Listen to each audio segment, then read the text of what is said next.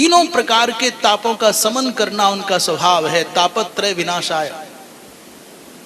तीन ताप कौन से हैं आप समझ लो। दुख माने दुख है, मानसिक हो, शारीरिक हो, वो आधि दैविक हो, आधि भौतिक हो अथवा आध्यात्मिक हो। वो अलग अलग उसकी परिभाषाएं करना, विभाजन करना बहुत देर हो जाएगी, कथा वहीं रुकी रह जाएगी। दुखों को मिटाने की सामर्थ्य मात्र कहीं है तो दृढ़ता से अपने मन में धारण कर लो, केवल भगवान में है। कोई स्वजन संबंधी बंधु बांधव अपना कोई हो, ये सांत्वना दे सकता है। तुम रोगे तो कदाचित बहुत तुम्हारे से प्रेम करने वाला होगा तो रो पड़ेगा। आपको रोते हुए देख करके प्रेम करने वाला आंसू तो गिरा सकता है, पर आपके आंसू पहुंचने की सामर्थ्य संसार में नहीं है, ये केवल भगवान में है।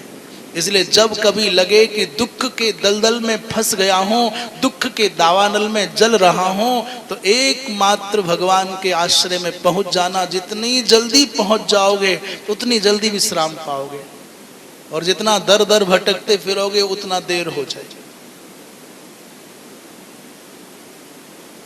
मैं क्या कहूं, असंख्य उदाहरण हैं। दुख मिटाने वाला कोई है तो केवल भगवान है। प्रमाण बोले, द्रौपदी के जीवन में एक से बढ़कर के एक विलक्षणता है। द्रौपदी के पिता कोई सामान्य पिता नहीं है। द्रौपदी के पिता महाराज द्रुपद हैं, जो महारथी माने जाते हैं, बड़े बड़े धुरंधर, उनके सामने पानी भरते हैं। द्रौपदी का भाई धृष्टद्युम्न सामान्य नहीं है। द्रौपदी के 5 पति जो कि कोई ऐसे ही नहीं है। भीम की गदा का प्रहार सहन करने की सामर्थ्य दुनिया में किसी में नहीं।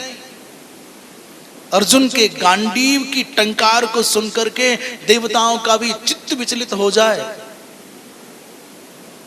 एक संकल्प मात्र कर दे तो युधिष्ठिर के सामने शत्रु तो कौन। माने धर्मवीर, धर्मावतार धर्मराज युधिष्ठिर के संकल्प के सामने संसार में कौन टिके। परंतु जब द्रौपदी के जीवन में संकट आया ना, तो न पति काम आए, न पुत्र काम आए, न भ्राता काम आए, न पिता काम आए, और न राजा काम आए, न भीष्म जैसे शुभ चिंतक ज्ञानी महापुरुष काम आए। कोई काम नहीं आया।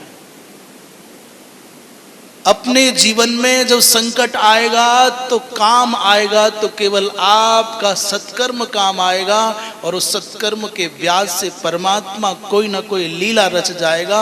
अन्यथा याद रखना, काम कोई आवे नहीं। और ये बात जितने अच्छे से समझ जाओगे उतने अच्छे से अपनी जीवन यात्रा को संपन्न करके भगवान का सामीप्य पाओगे। अन्यथा जन्म जन्मांतर तक भ्रम के कारण भटकाव के अतिरिक्त कुछ न पाओगे। फिर कौन काम आया, बोले भगवान। अभी बुरा न माने, किसी को ये लग जाए साहब भगवान को कमजोर करके आंक रहे हैं, भगवान की कोई कमजोरी बता रहे हैं। मैं तो एक बात और कहूं, आप यदि सत्पात्र नहीं है तो भगवान भी काम नहीं आवे। आपके सत्कर्मों की संपत्ति आपके संग नहीं है तो भगवान भी काम नहीं आवेंगे। वो भगवान भी क्या बोले, भगवान जब रक्षा करना चाहते हैं ना, तो वो भी आपसे चाहते हैं कि आप कुछ चाहो।